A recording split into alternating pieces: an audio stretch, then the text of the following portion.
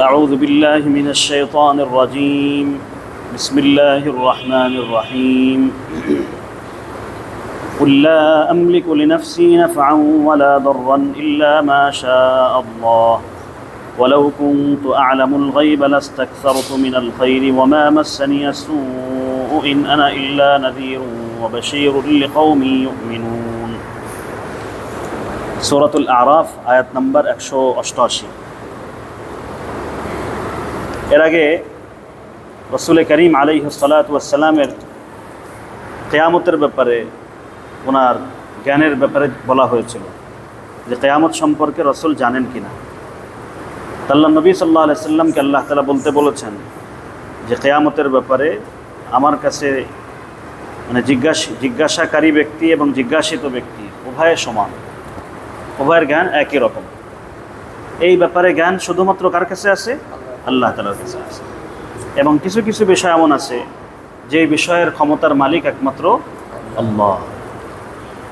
এই আয়াতে আল্লাহ তাআলা ইরশাদ করেছেন, কুল, আপনি কথা বলে দিন, লা আমলিকু লিনাফসি, আমি আমার সত্তার জন্য মালিক নই, নাফআন ওয়ালা দাররান, কোনো উপকারের কোনো ক্ষতির, অর্থাৎ আমি আমার নিজের ক্ষতিও করতে পারি না, উপকারও করতে পারি, ইল্লা মা শা আল্লাহ, তবে আল্লাহ যতটুকু আমার জন্য চান। ওয়ালাউ কুনতু আ'লামুল গায়ব, যদি আমি গায়েব জানতাম, লাস্তাকসারতু মিনাল খাইর, তাহলে আমি বেশি বেশি ভালো কাজই করতাম, আমার মঙ্গলজনক যেগুলো সেটাই আমি করতাম। ওমা মাসসানিয়া সু, আমাকে কখনো দুঃখ, কখনো আমাকে খারাপ অবস্থা আমাকে গ্রাস করতো না। ইন আনা ইল্লা নাযীরুন ওয়া বাশীরুল লিকাওমিন ইউমিনুন, আমি তো শুধুমাত্র ভীতি প্রদর্শনকারী এবং সুসংবাদ দানকারী মুমিন কওমের জন্য, মুমিন জাতির জন্য।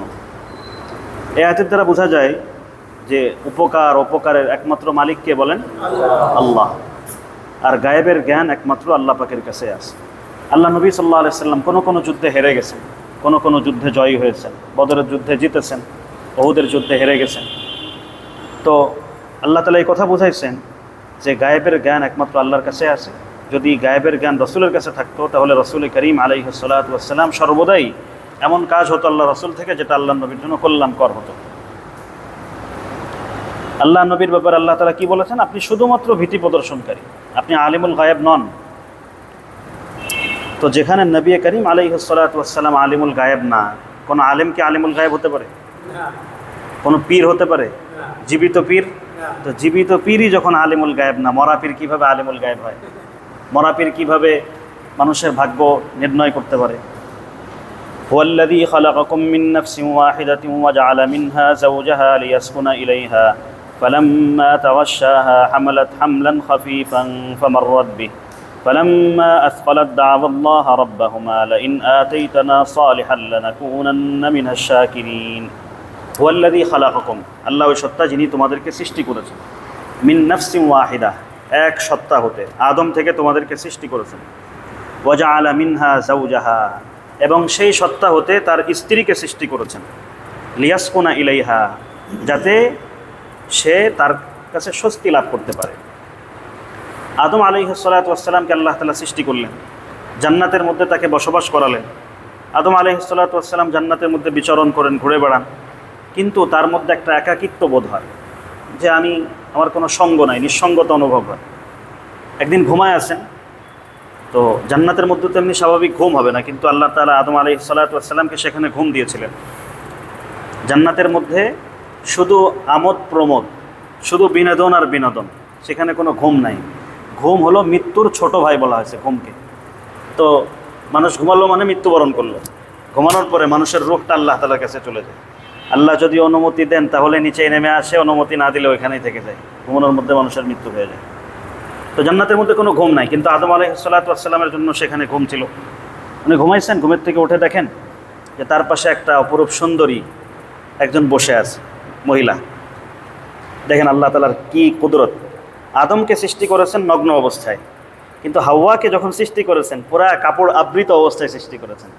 এর দ্বারা আল্লাহ তাআলা বোঝাইছেন যে মহিলাদের প্রকৃতির মধ্যে পর্দা রয়েছে, মহিলাদের প্রকৃতির মধ্যে পর্দা রয়েছে। যারা পর্দা বর্জন করে তাদের স্বাধীনতা চায়, এরা প্রকৃতির বিরোধিতা করতে চায়।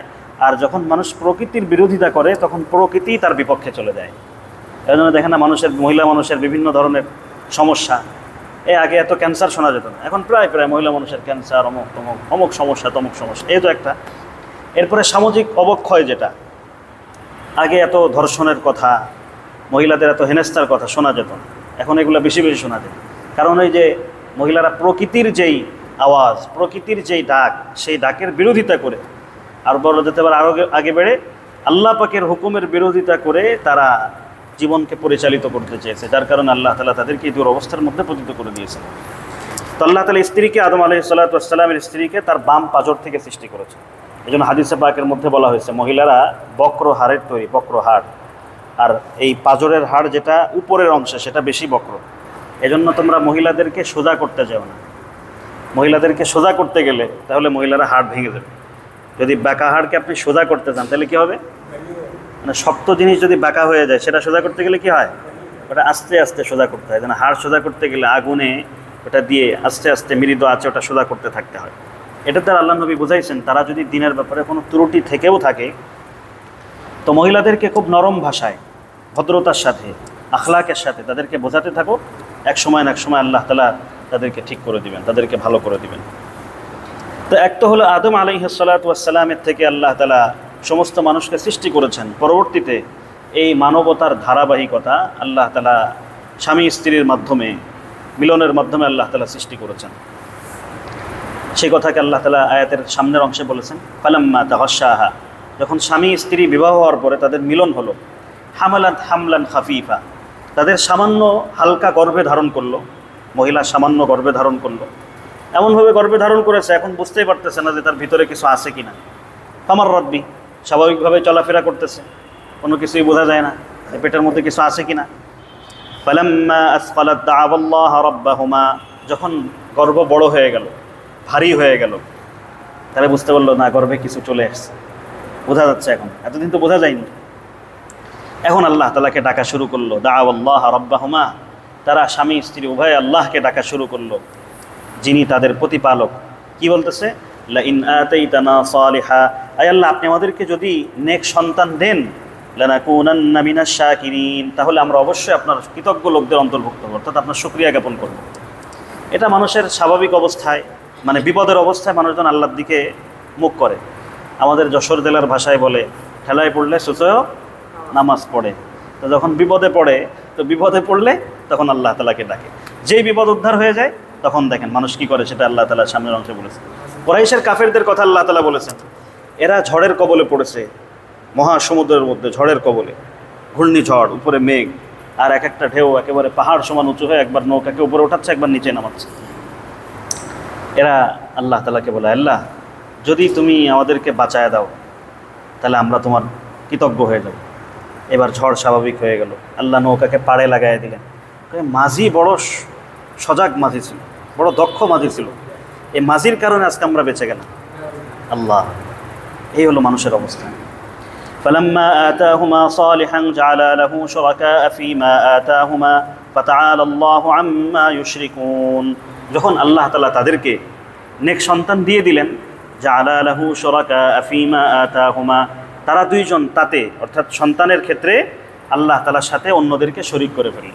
আমার পীর আমাকে সন্তান দিয়েছে, জিন্দা পীর দিয়েছে, মরা পীরও দিয়েছে, জিন্দা পীর আর মরা পীর মিলে আমাকে সন্তান দিয়েছে।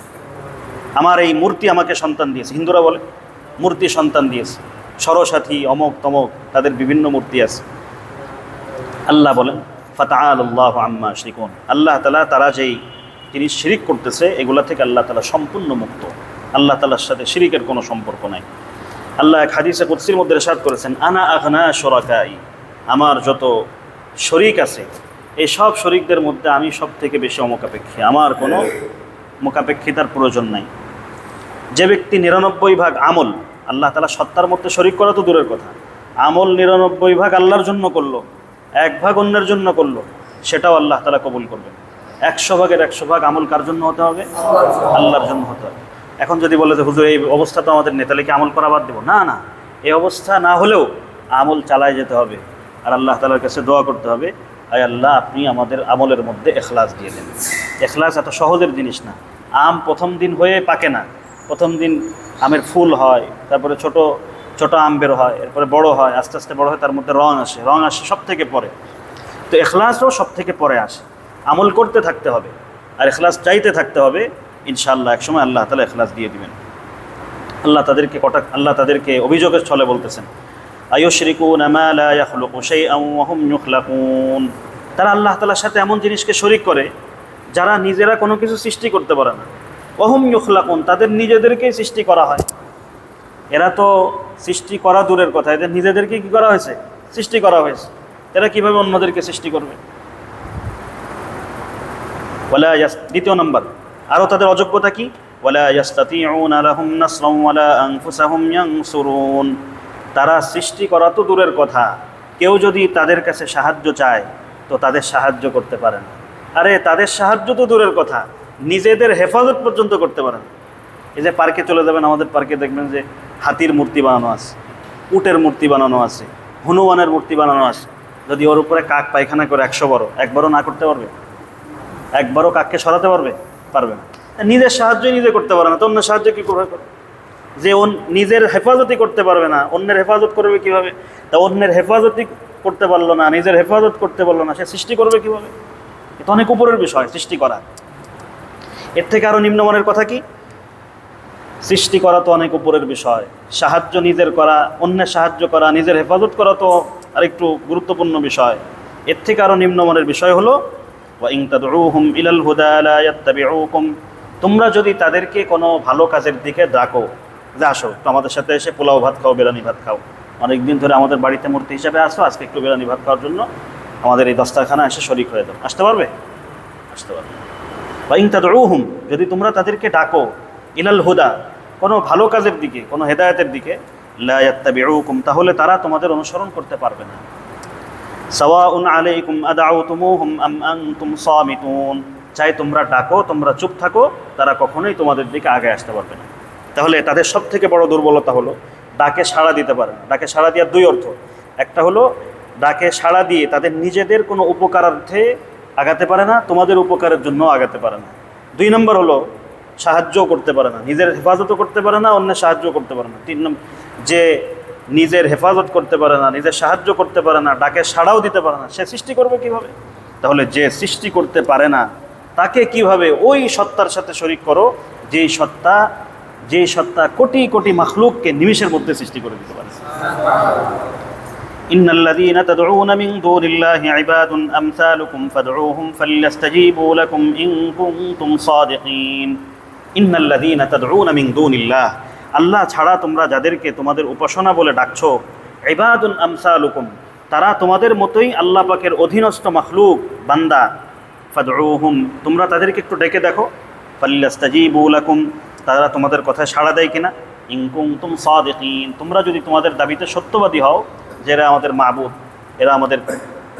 এরা আমাদের উপাস্য, তাহলে এদেরকে ডাক দাও, ডাক দিয়ে দেখো এরা তোমাদের ডাকে সাড়া দিতে পারে কিনা, তোমাদের কর্ম সাধন করে দিতে পারে কিনা, তোমাদের মনের আকাঙ্ক্ষা পূরণ করে দিতে পারে কিনা।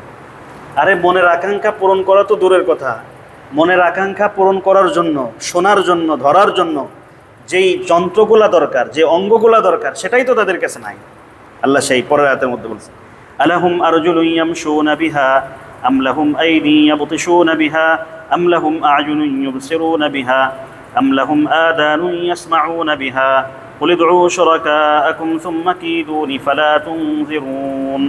তাদের কি পা আছে যে পা দ্বারা সে চলবে? চলার জন্য তো পা তো হুজুর আছে, দেখলাম পা বাঁধ, ওই পার মধ্যে রক্ত আছে, শিরা আছে, কোনো জান আছে? আম লাহুম আইদি ইয়াবতিশুনা বিহা, তাদের কি হাত আছে যে হাত দিয়ে তারা ধরতে পারে? হুজুর দেখলাম যে কলা ধরে দাঁড়ায় আছে, কলা ধরেই দাঁড়ায় আছে, কোনোদিন ছাড়তেও পারবে না, ধরতেও পারবে না, ওর কলা নিয়ে গেলে কারোর কাছ থেকে চোরাতেও পারবে না। আম লাহুম আ'য়ুনুন ইউবসিরুনা বিহা, তাদের কি চোখ আছে যে চোখ দিয়ে দেখবে? আম লাহুম আযানুন ইয়াসমাউনা বিহা, তাদের কি কান আছে যে কান দিয়ে শুনবে? কুল উদউ শুরাকাআকুম সুম্মা কিদুনি ফালা তুনজিরুন, আপনি বলে দিন তোমাদের শরীকদেরকে ডাকো, ডেকে তোমরা আল্লাহ তাআলার সাথে যাদেরকে শরীক করতেছো তাদেরকে ডেকে আমার এই তাওহীদি দাওয়াতের বিরুদ্ধে, আমার বিরুদ্ধে যত প্রকার পরিকল্পনা করতে পারো, আমার বিরুদ্ধে যত প্রকার দুর্বিসন্ধি করতে পারো, ষড়যন্ত্র করতে পারো, করো, আমাকে কোনো ছাড় দিও না, করো, আমি তো এই তাওহীদের দাওয়াত দিয়ে যাবো, এর মধ্যে কোনো ত্রুটি করবো না। সূরাতুল আরাফ আয়াত নাম্বার 188 থেকে 195। তাহলে এই আয়াতগুলোর মধ্যে আল্লাহ তাআলা পুরা তাওহীদের কথা বললেন। ইসলামের মধ্যে সবথেকে বড় গুরুত্বপূর্ণ জিনিস হলো তাওহীদ। কারোর যদি তাওহীদই ঠিক না থাকে, এ যত ইবাদত করুক কোনো ইবাদত কাজে লাগবে না। আপনাদেরকে একটা সুন্দর কিতাবের কথা বলি। ইসমাইল শহীদ রহমতুল্লাহ আলাইহি, যিনি ব্রিটিশ খাদা আন্দোলনের অন্যতম ছিলেন, ইনার একটা কিতাব আছে তাকবিয়াতুল ঈমান। সবাই নামটা লিখে রাখবেন এবং এই বইটা কিনে পড়বেন, তাকবিয়াতুল ঈমান। থানভী রহমতুল্লাহ আলাইহি এই কিতাবটা পড়ার জন্য বলতেন। থানভী রহমতুল্লাহ আলাইহি নিজেও উনি কিতাবগুলো লিখেছেন, অনেক কিতাব লেখার সময় এই কিতাব থেকে সাহায্য নিয়েছেন। তাকবিয়াতুল ঈমান, তাকবিয়াতুল ঈমান মানে ঈমানকে শক্তিশালীকারী কিতাব। এই কিতাবটা কিনে সবাই পড়বেন, খুব সুন্দর কিতাব ইসমাইল শহীদ রহমতুল্লাহ আলাইহি। আল্লাহ আমাদের সবাইকে তৌফিক দান করেন।